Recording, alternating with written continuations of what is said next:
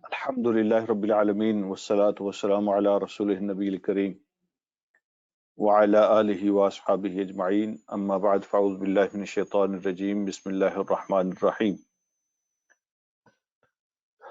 رب قد آتيتني من الملك وعلمتني من تأويل الأحاديث فاطر السماوات والأرض أنت وليي في الدنيا والآخرة توفني مسلما وألحقني بالصالحين ذلك من أنباء الغيب نوحيه إليك وما كنت لديهم إذ أجمعوا أمرهم وهم يمكرون صدق الله مولانا العظيم اللهم صل على سيدنا مولانا محمد وبارك وسلم عليه صلاة سلاما كثيرا كثيرا.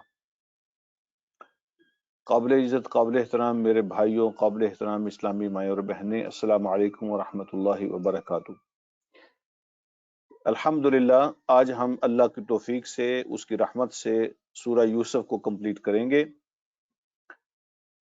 اور دوسری اناؤنسمنٹ یہ ہے کہ اس رمضان سے پہلے یہ ہماری آخری کلاس ہے، اور انشاءاللہ دوبارہ آپ سے ملاقات جو ہے وہ رمضان کے بعد ہوگی، ایک نئی صورت کے ساتھ، نئے جذبے کے ساتھ، نئے پیشن کے ساتھ انشاءاللہ.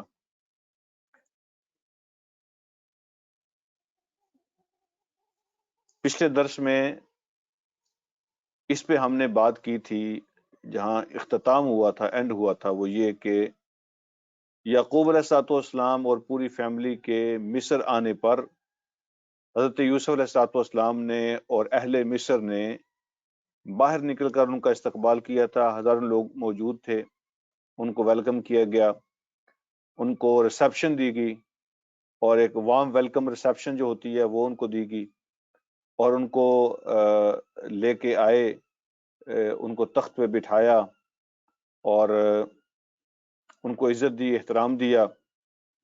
اور پھر اس موقع پر یوسف علیہ الصلوۃ والسلام نے ایک مختصر استقبالیہ تقریر فرمائی، ویلکمنگ ریمارکس جس کو ہم آج کل کی زبان میں کہتے ہیں. تو کسی کے ریسیپشن میں جب اس طرح کی کوئی پروگرام ہوتا ہے یا کوئی میٹنگ ہوتی ہے، تو اس میں جو سپاس نامہ پیش کیا جاتا ہے یا جو استقبالیہ تقریر کی جاتی ہے یا جو ویلکمنگ ریمارکس دیے جاتے ہیں، تو اس کا اشارہ اور اس کی دلیل قرآن میں موجود ہے. تو یوسف علیہ الصلوۃ والسلام نے اس موقع پر مختصر تقریر فرمائی، اور ہونا تو یہ چاہیے تھا کہ اس تقریر کے اندر کامیابی کا ذکر کیا جاتا، اس کے جو انہوں نے جو جھنڈے گاڑے اس کا ذکر کیا جاتا، جو انہوں نے اچیومنٹ کی ہیں، جو ترقی کی ہے اس کا ذکر کیا جاتا.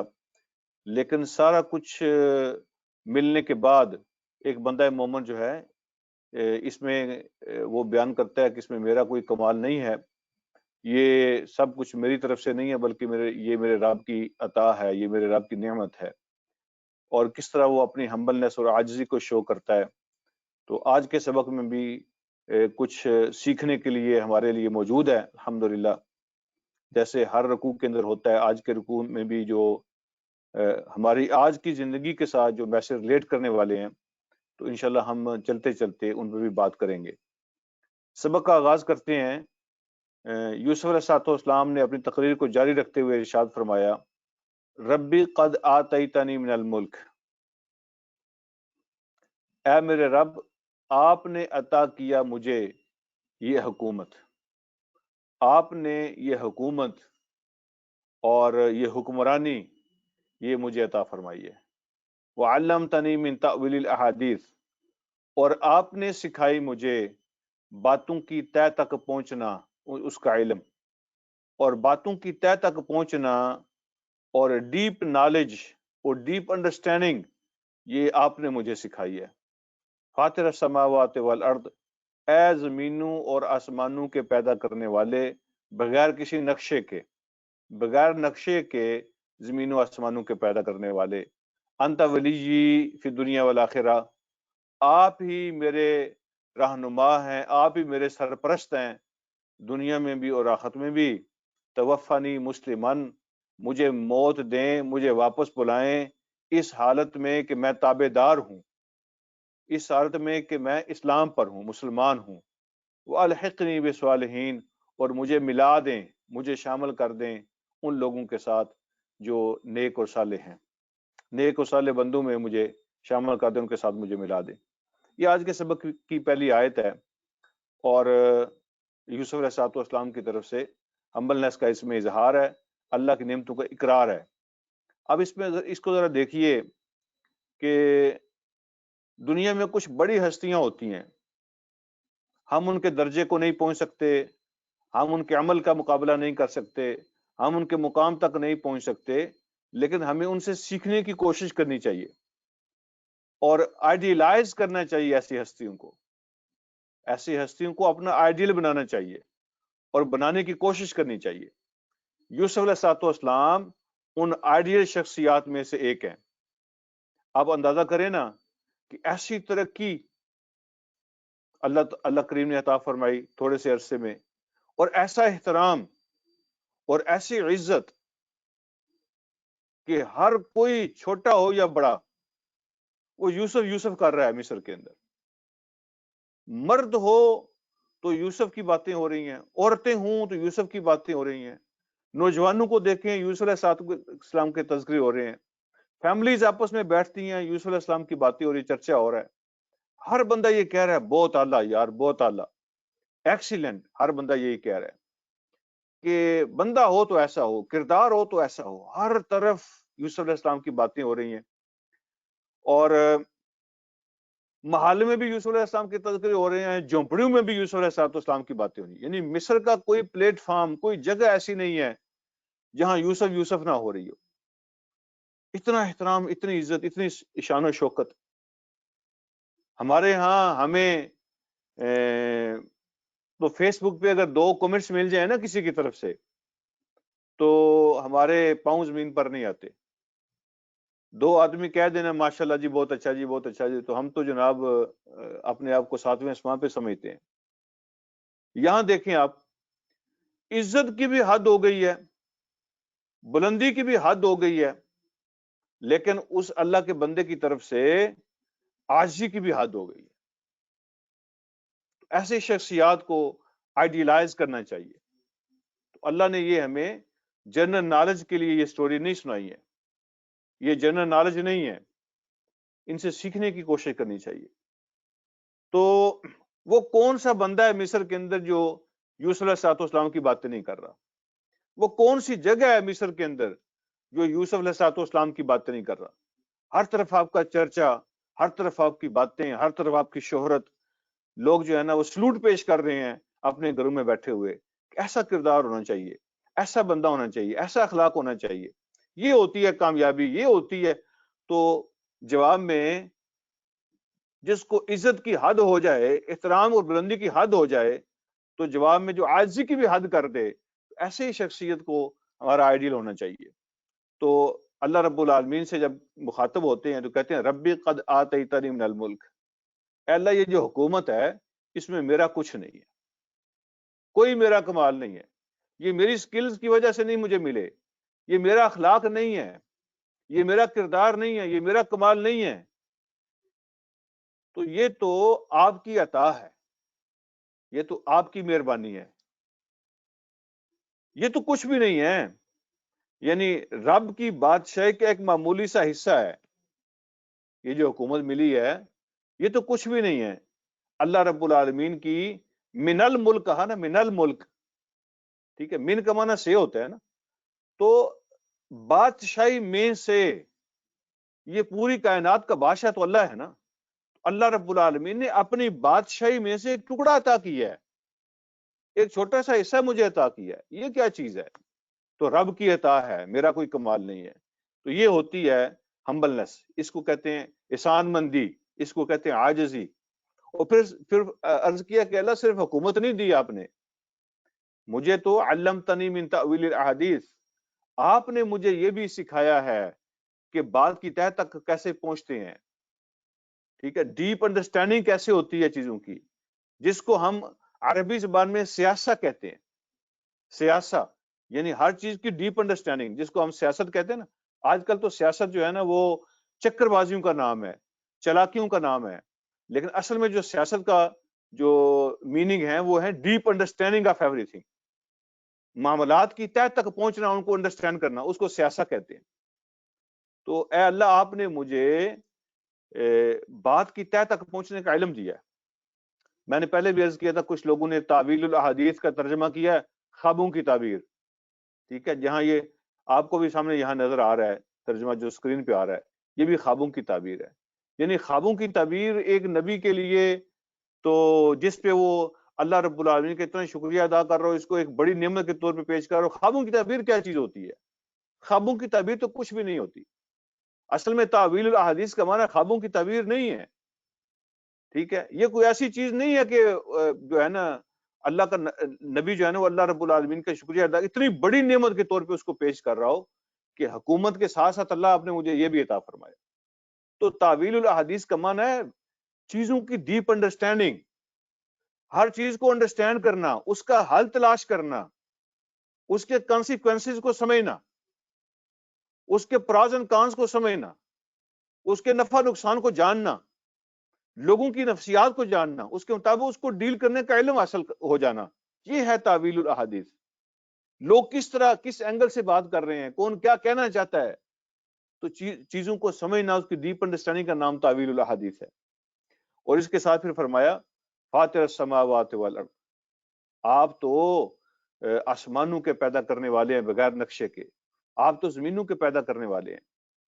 تو اللہ رب العالمین کو کسی نے نقشہ نہیں دیا تھا کہ ایسے آپ آسمانوں کو بنائیں اور ایسے زمینوں کو بنائیں، پہلے کوئی ماڈل موجود نہیں تھا جس کو دیکھ کے اللہ نے بنایا ہو۔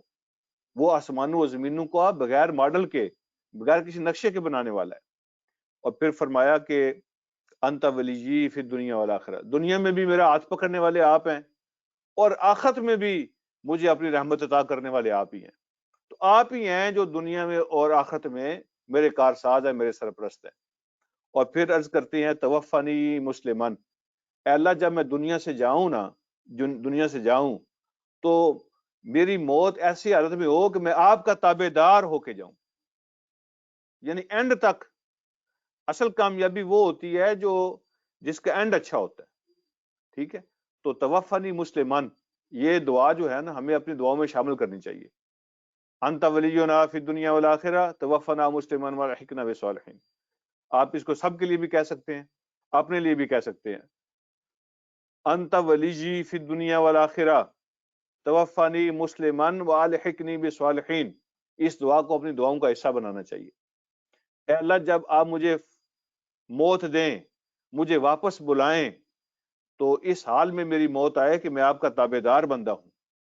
والحقنی بالصالحین، یعنی یہ نہیں کہا کہ جب میں جاؤں نا دنیا سے تو اللہ میری 5 کوٹھیاں ہوں اور میری فیکٹریاں ہوں اور میری کاریں چلتی ہوں اور میرے نوکر چکر ہوں، میری حویلیاں مربع ہوں، یہ باتیں نہیں۔ جب میں دنیا سے جاؤں تو اس حال میں جاؤں کہ میں آپ کا تابع دار ہوں۔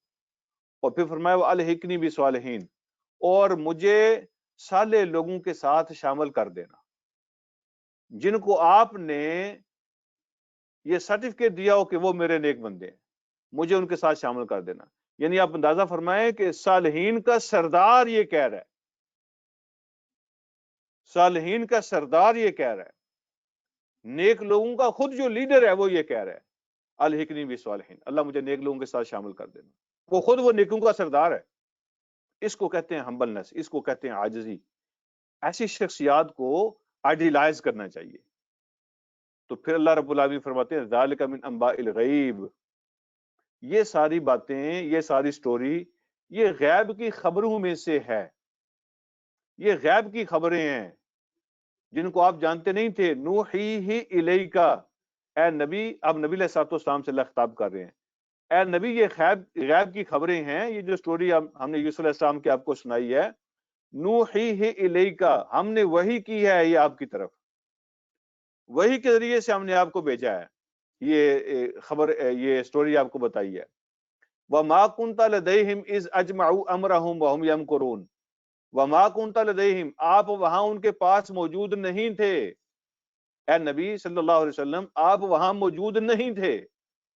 اذ اجمعوا امرهم، جب انہوں نے اتفاق کر لیا تھا کہ ہم نے یہ کرنا ہے، اپنے معاملے پر اور اپنے کام پر وہ متفق تھے کہ اب ہم نے یوسف کے ساتھ یہ کرنا ہے. جب وہ اتفاق کر رہے تھے اپنے معاملے پر، آپ وہاں نہیں تھے. وَهُمْ يَمْكُرُونَ، جب وہ چالیں چل رہے تھے اور وہ اپنی چالیں ترتیب دے رہے تھے، مکر جو ہے نا وہ بنا رہے تھے، آپ وہاں موجود نہیں تھے. آپ وہاں موجود نہیں تھے. اب دو باتیں، دو الفاظ ہیں، ان دونوں میں بڑا فرق ہے. آپ ان کو ذہن میں رکھیں گے تو کبھی آپ کے دل میں کبھی کوئی ڈاؤٹ، کوئی اشتباہ، کوئی شک پیدا نہیں ہوگا. اور وہ دو الفاظ کون سے ہیں؟ ایک ہوتا ہے غیب کی خبر دینا، اور ایک ہوتا ہے غیب کا علم ہونا. یہ دو مختلف چیزیں ہیں. غیب کی خبر دینا اور غیب کا عالم ہونا، غیب کا علم ہونا، یہ دو مختلف چیزیں ہیں.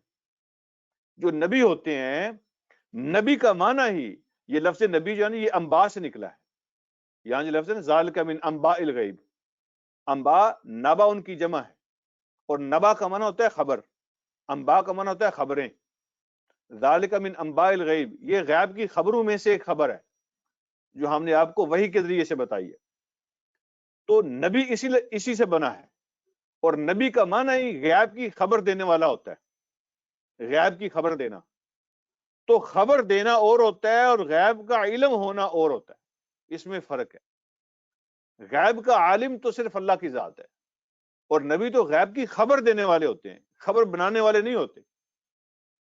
نبی غیب کی خبر دیتے ہیں، اور خبر جب کہیں سے آتی ہے وہ آگے اس کو پہنچاتے ہیں. غیب کا عالم ہونا اور بات ہوتی ہے، اور غیب کی خبر دینا اور بات ہوتی ہے. تو نبیوں کو اللہ رب العالمین غیب کی خبریں پہنچاتے ہیں، اور نبی اپنی قوم تک غیب کی خبریں پہنچاتے ہیں. تو غیب کا عالم جو ہے نا ایبسلوٹلی علم، وہ سارے کا سارا وہ اللہ کی ذات کے پاس ہے. اور نبیوں کو وہ پتہ چلتا ہے جو اللہ ان کو بتا دیتے ہیں، جو اللہ ان کو بتا دیتے ہیں. تو اللہ رب العالمین فرماتے ہیں آپ وہاں موجود نہیں تھے جب وہ سارے اتفاق کر رہے تھے اور وہ چالیں چل رہے تھے، آپ وہاں نہیں تھے. یہ ہم آپ کو خبریں دے رہے ہیں. تو یہ اس بات کی نشانی ہے. حضور علیہ الصلوۃ والسلام تو وہاں نہیں تھے، لیکن آپ نے اے ٹو زیڈ یوسف علیہ الصلوۃ والسلام کی پوری سٹوری بیان کی ہے کہ بنی اسرائیل مصر کیسے پہنچے تھے، اس کے سارے سٹیپس بیان کیے ہیں، لیکن آپ وہاں موجود نہیں تھے. تو یہ اس بات کی نشانی ہے کہ یہ اللہ کا کلام ہے اور حضور علیہ الصلوۃ والسلام اللہ کے سچے نبی ہے. آپ نے کسی سے سیکھا نہیں، نبی علیہ الصلوۃ والسلام نے کسی انسان سے نہیں سیکھا. آپ خود وہاں موجود نہیں تھے جب یہ ہوا، تو پھر آپ کو کیسے علم ہوا؟ یہی نا کہ یہ اللہ کی کتاب ہے اور کوئی اس کا جواب نہیں ہو سکتا. آپ خود وہاں موجود نہیں تھے، قرآن کہتا ہے، اور آپ نے کسی سے سیکھا نہیں ہے. تو پھر تیسری آپشن یہی رہ جاتی ہے نا کہ اللہ نے آپ کو بتایا ہے اور یہ اللہ کی کتاب ہے اور نبی علیہ الصلوۃ والسلام اللہ کے نبی ہیں. اچھا جی، اب بات تو پوری ہو گئی. جو سوال کیا گیا تھا نبی علیہ الصلوۃ والسلام سے کہ آپ اگر اللہ کے سچے نبی ہیں تو آپ ہمیں یہ بتائیں کہ بنی اسرائیل فلسطین سے مصر کیسے پہنچے. تو جب آپ نے بتا دیا تو پھر ثابت ہو گیا نا کہ آپ اللہ کے سچے نبی ہیں. ثابت ہو گیا نا کہ آپ کو اللہ کی طرف سے وحی آتی ہے. جب ان کو جواب مل گیا تو پھر ثبوت تو مل گیا نا. اب کیا ہونا چاہیے تھا؟ اخلاقی طور پہ کیا ہونا چاہیے تھا کہ جنہوں نے سوال کیا ہے ان کی توقع سے زیادہ ڈیٹیل کے ساتھ ان کو جواب مل جائے تو ان کو ماننا چاہیے نا، پھر مان لینا چاہیے نا. تو یعنی رزلٹ تو یہی نکلنا چاہیے نا، نتیجہ یہی آنا چاہیے کہ جو آپ نے سوال کیا اس کا جواب آپ کو مل گیا، پوری تفصیل کے ساتھ مل گیا. آپ کو چاہیے کہ اب آپ سرنڈر کر دیں، اب آپ مان جائیں کہ واقعی آپ اللہ کے سچے نبی ہیں. تو نتیجہ کیا ہونا چاہیے تھا کہ وہ مان جاتے، مسلمان ہو جاتے. لیکن کیا ایسا ہوا؟ ایسا نہیں ہوا. اللہ اس کا جواب دیتے ہیں ایسا کیوں نہیں ہوا. اگلی آیت میں اللہ فرماتے ہیں وَمَا أَكْثَرُ النَّاسِ وَلَوْ حَرَصْتَ بِمُؤْمِنِينَ، اور اکثر لوگ ایسے نہیں ہیں کہ وہ آپ پر ایمان لے آئیں. وَلَوْ حَرَصْتَ، چاہے آپ کی کتنی خواہش کیوں نہ ہو. حراستا کا لفظ حدیث ہونے سے نکلا ہے. ہرس کرنا، خواہش کرنا، خواہش کرنا، تمنا کرنا. اکثر ان میں سے اگر آپ چاہیں بھی، آپ خواہش بھی کریں، لیکن وہ ماننے والے نہیں ہیں. انہوں نے جو سوال کیا تھا آپ سے، وہ سوال اس لیے نہیں کیا تھا کہ اگر ان کو جواب مل جائے گا تو مان جائیں گے، اس لیے سوال نہیں کیا تھا. انہوں نے تو سوال کیا تھا نعوذ باللہ آپ کو غلط ثابت کرنے کے لیے. یہ سوال تو انہوں نے چلاکی کے ساتھ کیا تھا، آپ کو غلط ثابت کرنے کے لیے کیا تھا، آپ کو چیلنج کرنے کے لیے کر رہے تھے. وہ ماننے کے لیے نہیں کر رہے تھے، نیک نیستی کے لیے نہیں کر رہے تھے. اللہ رب العالمین نے جواب دیا. اب آپ کی خواہش ہوگی، آپ سوچ رہے ہوں گے کہ ان کو جواب مل گیا ہے تو ان کو مان لینا چاہیے، لیکن اللہ فرماتے ہیں وَمَا أَكْثَرُ النَّاسِ وَلَوْ حَرَصْتَ بِمُؤْمِنِينَ. ان میں سے جو اکثر لوگ ہیں، آپ چاہیں بھی، اگر آپ خواہش بھی کریں تو وہ ماننے والے نہیں ہیں. ماننے کے لیے سوال نہیں کر رہے، وہ شرارتیں کرنے کے لیے سوال کر رہے. اگلی بات اللہ رب العالمین فرماتے ہیں وَمَا تَسْأَلُ عَلَيْهِ مِنْ أَجْرٍ. اچھا ان کو دوسرا مسئلہ یہ ہوتا کہ نہیں جی آپ جو ہے نا وہ ہمیں بڑے مہنگے پڑ رہے ہیں، تو آپ تو ہم سے پیسے لیتے ہیں اور ہم یہ جو ہے نا آپ کی فیسیں پے نہیں کر سکتے. تو اللہ فرماتے ہیں وَمَا تَسْأَلُهُمْ عَلَيْهِ مِنْ أَجْرٍ. اس دعوت پر آپ ان سے کوئی اجر نہیں مانگ رہے. ان ہوا الا ذکر للعالمین. یہ تو سارے جہانوں کے انسانوں کے لیے یہ تو ایک ریمائنڈر ہے، یاد دہانی ہے، نصیحت ہے. آپ تو لوگوں تک ریمائنڈر پہنچا رہے ہیں، آپ تو ان کو یاد دہانی کرا رہے ہیں، آپ تو ان کو نصیحت کر رہے ہیں. یہ تو آپ ان کی بھلائی چاہ رہے ہیں، کوئی پیسے تو نہیں مانگ رہے. ان کو پریشانی ہو تو ان کو تو آپ کا شکر گزار ہونا چاہیے، لیکن نہیں، یہ نہیں مانیں گے اور نہ ہی اقرار کریں گے. اگلی بات بڑی غور طلب بات ہے، ہمارے لیے بڑا سبق ہے اس کے اندر. اگلی آیت کے اندر جو بات آ رہی ہے وَكَأَيٍّ مِّنْ آیَةٍ فِي السَّمَاوَاتِ وَالْأَرْضِ. کتنی ہی ایسی نشانیاں ہیں آسمانوں میں بھی اور زمین میں بھی. کتنی ہی نشانیاں بکھری پڑی ہیں آسمانوں میں بھی زمین میں بھی. یمرون علیہا، وہ ان کے اوپر سے گزرتے ہیں، وہ دن رات ان نشانیوں کے اوپر سے گزرتے ہیں. مطلب یہ ہے کہ ان کے دائیں بائیں، ان کے اوپر نیچے، وہ ہر طرف نشانیاں بکھری پڑی ہیں، ان کے پاس سے گزرتے ہیں، ان کے اوپر سے گزرتے ہیں. وَهُمْ عَنْهَا مُعْرِضُونَ. لیکن پھر بھی وہ ان سے منہ موڑے ہوئے ہیں، لیکن پھر بھی منہ موڑے ہوئے ہیں. وہ نشانیوں کی طرف توجہ نہیں کر رہے، ان پہ غور نہیں کر رہے، ان کو مان نہیں رہے، ان سے کوئی سیکھ نہیں رہے، کوئی سمجھ نہیں رہے. ہر روز کتنی نشانیوں کے اوپر سے گزرتے ہیں، کتنی نشانیوں کے پاس سے گزرتے ہیں. وہ نشانیاں ان کو دعوت دے رہی ہیں، لیکن نہ یہ دیکھنے کے لیے تیار ہیں، نہ غور کرنے کے لیے تیار ہیں. وَهُمْ عَنْهَا مُعْرِضُونَ. ان ساری نشانیوں سے منہ پھیرا ہوا ہے. یہ اللہ نے کس کے بارے میں بیان فرمایا؟ مشرکین کے بارے میں، یہودیوں کے بارے میں، عیسائیوں کے بارے میں، کافروں کے بارے میں. لیکن اگر ہم غور کریں تو کیا ہم بھی ایسا ہی کر رہے ہیں کہ نہیں کر رہے؟ آج اہل ایمان کا رویہ بھی یہی ہے کہ نہیں ہے؟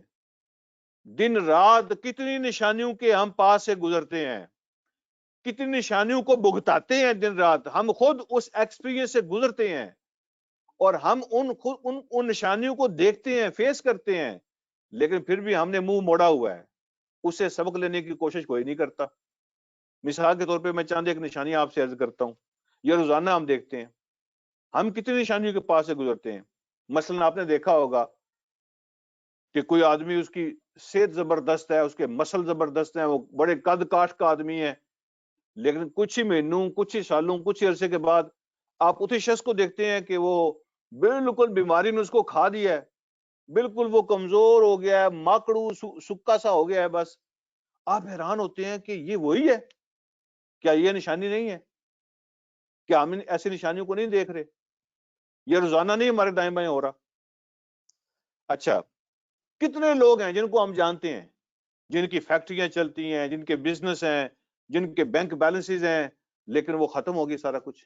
وہ روڈ پہ آ گئے، بینک کرپٹ ہو گئے، کچھ نہیں رہا، بھیک مانگنے پہ مجبور ہو گئے. کیا یہ نشانیاں نہیں ہیں ہمارے سامنے؟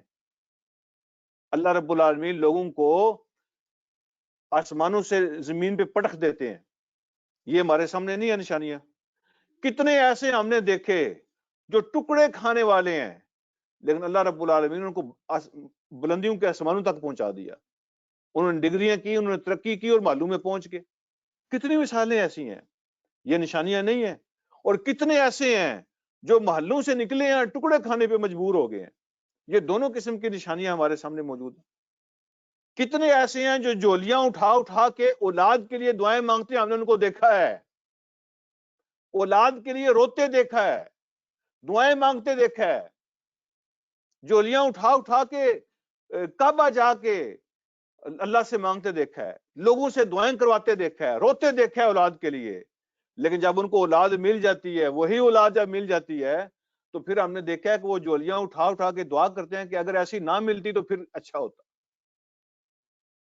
وہی اولاد اس سے اتنے وہ تنگ اور مجبور ہو جاتے ہیں کہ جس کے لیے وہ جولیاں اٹھا اٹھا کے دعا کرتے تھے، اب اس کے لیے بددعائیں کرتے ہیں. یہ نشانیاں نہیں ہیں ہمارے سامنے، یہ سب کچھ ہم نے دیکھا ہے.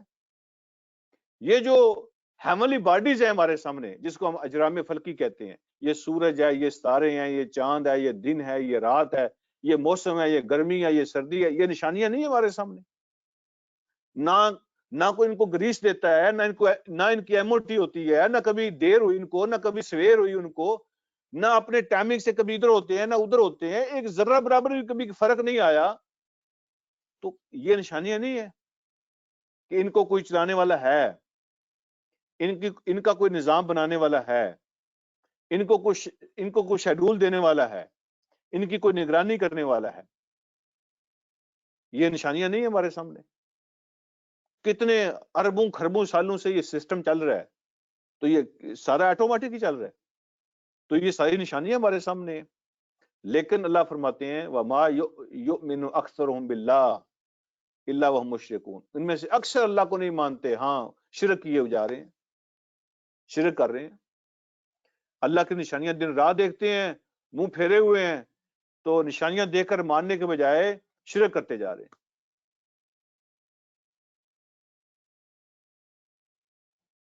اور یہ جو الفاظ ہیں نا، ان پہ ذرا آپ غور فرمائیں. جو اللہ کہہ رہے ہیں اگلی آیت میں وَمَا يُؤْمِنُ أَكْثَرُهُمْ بِاللَّهِ، اور نہیں ایمان رکھتے اکثر ان میں سے اللہ پر، الا وهم مشرکون، سوائے اس کے کہ اپنے ایمان کے اندر ہی وہ شرک کو داخل کر رہے ہیں. اللہ پر ایسا ایمان نہیں رکھتے جس میں شرک نہ ہو. اللہ کو مانتے ہیں لیکن شرک کے ساتھ مانتے ہیں. کیا ہم تو ایسا نہیں کرتے؟ وَمَا يُؤْمِنُ أَكْثَرُهُمْ بِاللَّهِ، ان میں سے اکثر اللہ پر ایمان نہیں رکھتے الا وهم مشرکون، سوائے اس کے کہ وہ ساتھ ساتھ شرک بھی کرتے ہیں. اللہ کو بڑا مانتے ہیں، اللہ کو مالک خالق مانتے ہیں، لیکن ساتھ ساتھ شرک بھی کرتے ہیں. انہوں نے زندگی کو، اس دنیا کو، زندگی کے نظام کو، اپنی زندگی کو انہوں نے خانوں میں تقسیم کیا ہوا ہے. وہ کہتے ہیں اگر یہ مسئلہ ہوا تو فلاں آ جائے گا، اور اگر ادھر سے کوئی پرابلم ہوئی تو فلاں آ جائے گا، اور مرنے کے بعد فلاں آ جائے گا، اور جب حساب کتاب شروع ہوگا تو وہاں فلاں موجود ہوگا. اور جب اس طرح انہوں نے زندگی کو تقسیم کیا ہوا ہے. خوشیاں لینی ہوں گی تو فلاں سے رابطہ کر لیں گے، اور اگر پریشانیاں ہوں گی تو فلاں سے رابطہ کر لیں گے، اگر اولاد نہ ملے گی تو فلاں دے دے گا، اور اگر روزی کا کوئی مسئلہ ہوا، جاب کا کوئی ایشو ہوا تو فلاں سے حل کروا لیں گے. اس طرح انہوں نے زندگی کو اللہ کی بجائے غیر اللہ کے اندر تقسیم کیا ہوا ہے. یہی بات ہے جو اللہ فرما رہے ہیں ان میں سے اکثر ایسے ہیں وہ اللہ پر ایمان نہیں رکھتے، مگر یہ کہ اس کے اندر شرک بھی کر رہے ہوتے ہیں. ایسا ایمان ہے ان کا. اگلی بات، افامنوا ان تاتیہم غاشیۃ من عذاب اللہ، کیا ان کے پاس کوئی گارنٹی ہے امن کی؟ افامنوا، کیا یہ امن میں ہے؟ انہوں نے کوئی عمل، جو امن کا کوئی پروانہ لے لیا ہے، کوئی پیس سرٹیفکیٹ لے لیا ہے انہوں نے؟ ان تاتیہم غاشیۃ من عذاب اللہ، کہ ان پہ اللہ رب العالمین کی عذاب کی کوئی آفت آ کے چھا جائے، اچانک کوئی اللہ کا عذاب ان پر آ جائے، تو کیا ان کو ڈر نہیں لگتا؟ کیا انہوں نے اللہ سے کوئی امن کا اگریمنٹ کیا ہوا ہے کہ اللہ ان کو نہیں پوچھے گا؟ کیا یہ امن میں ہیں، پرسکون بیٹھے ہیں کہ ان پر اللہ کا کوئی عذاب نہیں آنے والا؟ کیا یہ امن میں ہے کہ آ جائے ان پر اللہ کی طرف سے کوئی گھیرنے والا عذاب، جو ان کو آ کے آفت آئے اور آ کے ان کو گھیر لے؟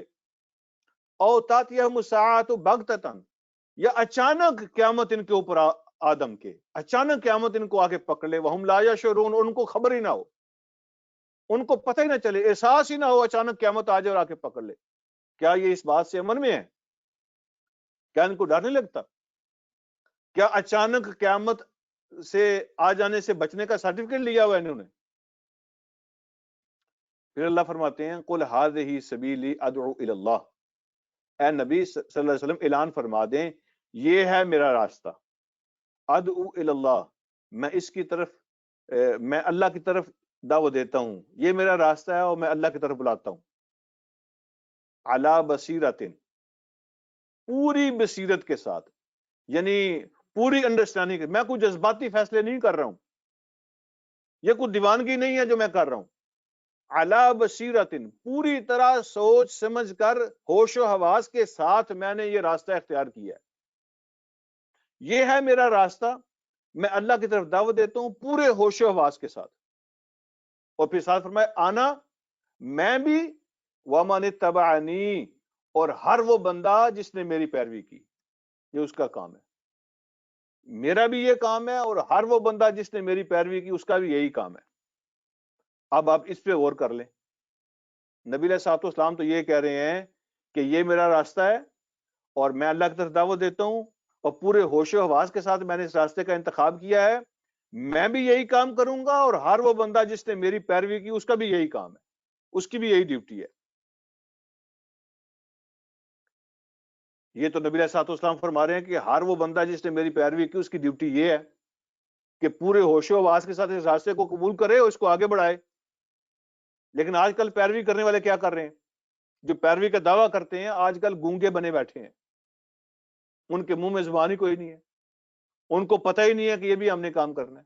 ان کو تو ایک ہی بات کا پتہ ہے، ایک ہی بات کا، کہ کہاں کہاں سے پاؤنڈ اور ڈالر اور یہ کرون اور یورو اور کہاں کہاں سے ملیں گے، کیسے کیسے ملیں گے، صحیح ملیں غلط ملیں وہ بات کی بات ہے، کیسے ملیں گے کہاں سے ملیں گے، دن رات اسی چکر میں پڑے ہوئے ہیں. نبی علیہ الصلوۃ والسلام تو کہہ رہے ہیں جس نے میری پیروی کی اس کی بھی یہ ڈیوٹی ہے اور میری بھی یہ ڈیوٹی ہے کہ میں ہوش و حواس کے ساتھ اللہ کے اس راستے کی طرف دعوت دوں. وہ تو گونگے ہیں، ان کے تو اپنی یعنی اپنی بیوی کو نہیں پتا، وہ تو اپنی بیوی کو نہیں سمجھا سکے کہ میرا راستہ کون سا ہے، میرا نظریہ کیا ہے، میری آئیڈیالوجی کیا ہے، میں کس پہ بلیو کرتا ہوں. وہ بیوی اپنے خاوند کو نہیں سمجھا سکی، ہم تو اپنے بچوں کے ساتھ شیئر نہیں کر سکے کہ میرا نظریہ کیا ہے اور ہم کس بات کی طرف دعوت دیتے ہیں. میرے تو پڑوسی کو نہیں پتا، میں تو اپنے دوستوں کے ساتھ شیئر نہیں کر سکتا. کیا کوئی غلط کام ہے جو میں لوگوں کو نہیں بتا رہا، یا میں شرمندہ ہوں اس بات پہ کہ میں نے یہ راستہ کیوں اختیار کر لیا؟ گونگے بنے بیٹھے ہوئے ہیں. اور دعویٰ یہ ہے کہ ہم نبی علیہ الصلوۃ والسلام کے فالوورز ہیں، ہم آپ کے پیروکار ہیں. اور پھر جب ہم نعتیں پڑھتے ہیں تو پتہ نہیں میری اگر 100 جانے بھی ہوں تو میں آپ پہ قربان کر دوں. یہ سب جھوٹے کلیمز ہیں، یہ سب جھوٹی باتیں ہیں. اور پھر ساتھ کا سبحان اللہ، اللہ ہر غلطی سے پاک ہے، وما انا من المشرکین، اور مشرکین کے ساتھ میرا کوئی تعلق نہیں. اگلی بات اللہ رب العالمین فرماتے ہیں وما ارسلنا من قبلک الا رجالا نوحی الیہم من اہل القری. وہ کہتے تھے کہ اگر نبی اللہ نے بنانا تھا تو اللہ کو یہی ملے ہیں نبی بنانے کے لیے؟ اللہ کو فرشتہ بھیجتا، کوئی یعنی کوئی ایسی مخلوق ہوتی جو کوئی ایکسٹرا آرڈنری قسم کی، تو اللہ نے کو نبی بنا دیا. اللہ رب العالمین نے جواب دیا وما ارسلنا من قبلک الا رجالا نوحی الیہم من اہل القری. یہ کوئی نئی بات نہیں ہے جو آج آپ کرنے جا رہے ہیں. ہم نے آپ سے پہلے بھی جس کو بھی رسول بنا کر بھیجا، رجالن، وہ انسان ہی تھے، وہ آدمی ہی تھے جن کو ہم نے رسول بنا کے بھیجا. رجالن کا ایک معنی مرد اور رجالن کا ایک معنی انسان، دونوں ترجمے اس کے ہیں. تو نبوت جو ہے ہمیشہ اللہ پاک نے مردوں کو عطا فرمائی ہے، اس لیے کہ یہ جس قسم کا کام ہے تو یہ کام جو ہے یہ عورتوں کی طبیعت، ان کی نیچر اور ان کے مزاج کے مطابق نہیں ہے. وہ سپورٹ انہوں نے ہر زمانے میں کی ہے. اور سب سے زیادہ یعنی نبوت کو جو نبیوں کو جو حوصلے اور سہارے ملے ہیں وہ خواتین آپ خدیجہ رضی اللہ تعالیٰ عنہ کی مثال دیکھ لیں. جب حضور علیہ السلام جو ہے اللہ جو آپ پر پہلی وحی نازل کرتے ہیں تو حضرت خدیجہ ہی کھڑی ہوتی ہے نا آپ کی سپورٹ کے لیے. پہلی ایمان والی وہی ہیں اور اپنا سارا کچھ پیش کرتی ہیں. تو خواتین نے نبوت کو سپورٹ کیا ہے اور ان کو سنبھالا ہے، لیکن اللہ پاک نے مردوں کو نبی بنایا ہے. دوسرا رجال کا معنی انسان ہے، یعنی فرشتے یا کوئی اور مخلوق ہم نے نبی نہیں بنائی ہے. ہم نے ہمیشہ جب بھی آپ سے پہلے نبوت دی ہے، رسالت دی ہے تو انسانوں کو دی ہے. نوحی الیہم، ہم ان کی طرف وہی بیچتے رہے ہیں. من اہل القرى، انہی بستیوں کے رہنے والوں میں سے تھے وہ. انہی میں سے ہم نے کسی ایک کو منتخب کیا، انہی بستیوں کے لوگوں میں سے. ہم نے کوئی آسمانوں سے نہیں اتارا ان کو. تو اس سے پہلے بھی جب ہم نے نبی بھیجے ہیں تو ایسے ہی بھیجے ہیں.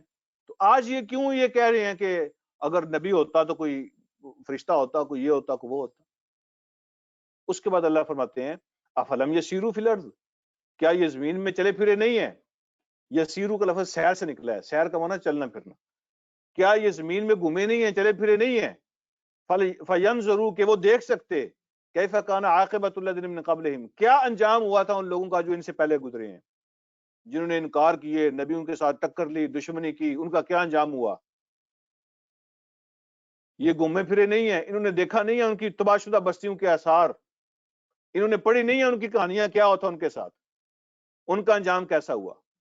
وَلَدَارُ الْآخِرَةِ خَيْرٌ لِلَّذِينَ اتَّقَوْا، اور آخرت کا گھر انہی کے لیے ہے، آخرت کا گھر بہتر ہے اور انہی کے لیے ہے جن کے دل میں اللہ کا خوف ہوتا ہے، جن کے دل میں اللہ کا تقوی ہوتا ہے، انہی کے لیے ہے.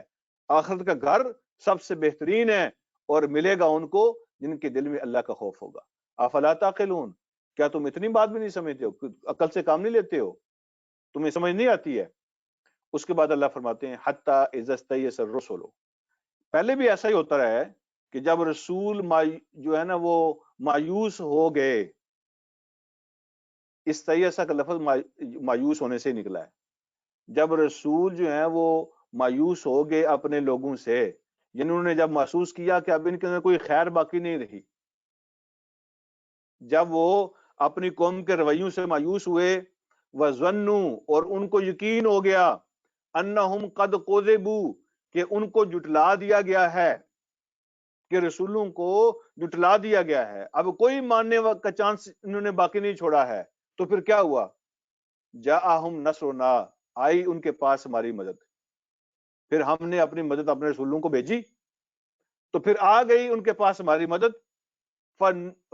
فنجی من نشاء، تو پھر ہم نے ان کو نجات دی، ان کو بچا لیا جس کو ہم نے چاہا. جس کو ہم نے چاہا، اللہ کی چاہت کے فیصلے علم کے مطابق ہوتے ہیں، لوگوں کے اعمال کے مطابق ہوتے ہیں. تو جو بچنا چاہتے ہیں اللہ ان کو بچاتے ہیں، جو بچنے کا راستہ اختیار نہیں کرتے اللہ ان کو نہیں بچاتے. پھر جو ہماری منشا میں آ گئے، ہماری مرضی کے اندر آ گئے تھے، ہم نے ان کو بچا لیا. پھر اللہ فرماتے ہیں وَلَا يُرَدُّ بَأْسُنَا عَنِ الْقَوْمِ الْمُجْرِمِينَ، اور جو مجرم لوگ ہوتے ہیں ان سے ہمارے عذاب کو ٹالا نہیں جا سکتا، اس کو روکا نہیں جا سکتا. جو رد کا معنی ہوتا ہے واپس کرنا، رد کرنا، اس کو ٹالا نہیں جا سکتا، اس کو روکا نہیں جا سکتا، اس کو پیچھے نہیں ہٹایا جا سکتا. مجرم اور کرمنل لوگ جو ہوتے ہیں وہ ان سے ہمارے عذاب کو روکا نہیں جا سکتا. اور اب اختتام پہ اللہ رب العالمین ارشاد فرماتے ہیں لَقَدْ كَانَ فِي قَصَصِهِمْ عِبْرَةً لِأُولِي الْأَلْبَابِ، ان سارے قصوں کے اندر، جو پچھلی قوموں کے قصے، جو نبیوں کے قصے، جو تاریخی کہانیاں ہم تمہارے سامنے پیش کر رہے ہیں، لَقَدْ كَانَ فِي قَصَصِهِمْ عِبْرَةٌ لِأُولِي الْأَلْبَابِ، ان قصوں کے اندر بڑی عبرت کی نشانیاں ہیں، بڑے سبق ہیں حاصل کرنے کے لیے. لیکن کن کے لیے؟ لِأُولِي الْأَلْبَابِ، لیکن ہیں ان کے لیے جن کی عقل کام کرتے ہیں، جن کی سمجھ، جن کی عقل درست ہے. ٹھیک ہے، لِأُولِي الْأَلْبَابِ عقل والوں کے لیے ہیں. جو تعصب اور ضد میں آ کے اپنے عقل کو بند کر لیتے ہیں، دماغ سے سوچتے نہیں ہیں، چیزوں کو پرکھتے نہیں ہیں، ان کو اینالائز نہیں کرتے، لاجک کو نہیں سمجھتے، ایویڈنس کو نہیں دیکھتے، ان کے لیے کچھ نہیں ہوتا. ان قصوں کے اندر بڑی نشانیاں ہیں، بڑی عبرت ہے، سبق حاصل کرنے والی چیزیں ہیں، لیکن عقل والوں کے لیے. ما کان حدیث یفترا، یہ کوئی ایسی بات نہیں ہے جو گھڑی ہوئی ہو. حدیث کا معنی ہوتا ہے بات. یہ کوئی ایسی بات نہیں ہے، یہ کوئی ایسی دعوت نہیں ہے یفترا جو کسی نے گھڑ لی ہو، اپنی طرف سے بنا لی ہو. یہ مین میڈ سٹوریز نہیں ہے، یہ کتاب کسی انسان کی بنائی ہوئی نہیں ہے، بلکہ یہ کتاب تو ولیکن تصدیق الذی بین یدیہ ہے. یہ تو ٹیسٹیفائی کرتی ہے، یہ تو ٹیسٹیفائی کرتی ہے ان ساری چیزوں کو، یہ تصدیق کرتی ہے ان ساری باتوں کی جو اس کتاب سے پہلے گزری ہیں. جو تورات کی دعوت ہے وہ اس کے اندر موجود ہے، جو انجیل کی دعوت ہے اس کے اندر موجود ہے، جو زبور کی دعوت ہے اس کے اندر موجود ہے، موسیٰ علیہ السلام کے صحیفے اس کے اندر، ابراہیم علیہ السلام کے صحیفے اس کے اندر، پہلے سارے نبیوں کی باتوں کا لب لباب، پرنسپل، ان کی دعوت کا نچوڑ، سارا کچھ اس کے اندر موجود ہے. یہ تو تصدیق کرتی ہے ان ساری باتوں کی جو اس سے پہلے گزری ہیں. اور پھر اگلی بات، یہ خاص لفظ ہے، اللہ فرماتے ہیں وَتَفْصِيلَ كُلِّ شَيْءٍ، اور ہر چیز کی تفصیل موجود ہے اس کے اندر. یہ بہت بڑا دعویٰ ہے اور کئی لوگ اسے دھوکہ کھا گئے. جب اللہ نے کہا نا وَتَفْصِيلَ كُلِّ شَيْءٍ، ہر چیز کی تفصیل موجود ہے، تو اعتراض کرنے والوں نے اعتراض کیا کہ تمہاری کتاب تو کہتی ہے کہ اس میں ہر چیز کی تفصیل موجود ہے، لیکن اس میں کہاں ہے جہاز کہاں لکھے ہوئے ہیں، یعنی ایروپلین کہاں اس کے اندر ہے، راکٹ کہاں اس کے اندر موجود ہے. آپ یہ بتاؤ کہ یہ ہائیبرڈ کار جو ہے، ہائیبرڈ کار وہ کہاں اس کے اندر ہے، تو یہ آئی فون ادھر اس کے اندر موجود نہیں ہے، فلاں چیز. تو کہتے ہیں یہ تمہاری کتاب کہتی ہے کہ تفصیل کل شیء، ہر چیز کی تفصیل اس کے اندر موجود ہے، اور بتاؤ کدھر ہے ہر چیز کی تفصیل.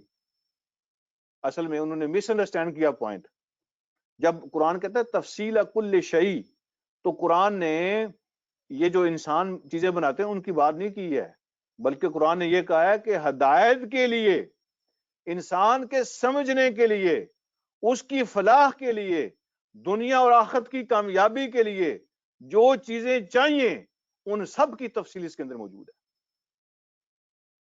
ہدایت کی تفصیل کی بات ہو رہی ہے، حق اور باطل کو سمجھنے کی بات ہو رہی ہے، سچ اور جھوٹ کو سمجھنے کی بات ہو رہی ہے، دنیا اور آخرت کی کامیابی جن پہ بیس کرتی ہے ان کی بات ہو رہی ہے. تو اس میں سے ساری تفصیل اس کے اندر موجود ہے. وَہُدًى، اور یہ سورس آف ہدایت ہے، وَرَحْمَةً، اور سورس آف رحمت ہے. یہ کتاب جو ہے یہ سورس آف ہدایت ہے اور سورس آف رحمت ہے، لیکن یہ رحمت اور ہدایت کن کو ملتی ہے؟ لِقَوْمٍ يُؤْمِنُونَ، جو اس کو مان لیتے ہیں، جو اس کو مانتے ہیں. یعنی اس کتاب کو ماننے کی نیت سے پڑھو گے تو تمہیں سب کچھ ملے گا، اور اگر کیڑے نکالنے کے لیے پڑھو گے تو جیسے وہ حدیث میں آتا ہے نا کہ اسی کتاب سے لوگ گمراہ ہوتے ہیں اور اسی کتاب سے لوگ ہدایت پاتے ہیں. اور اگر کوئی کیڑے نکالنے آئے گا کہ میں کتاب کے اندر سے اعتراضات نکالوں گا تو ان کو کیڑے نظر آئیں گے، اور جو ہدایت لینے آئے گا اس کو ہر ہر لفظ سے ہدایت نظر آئے گی.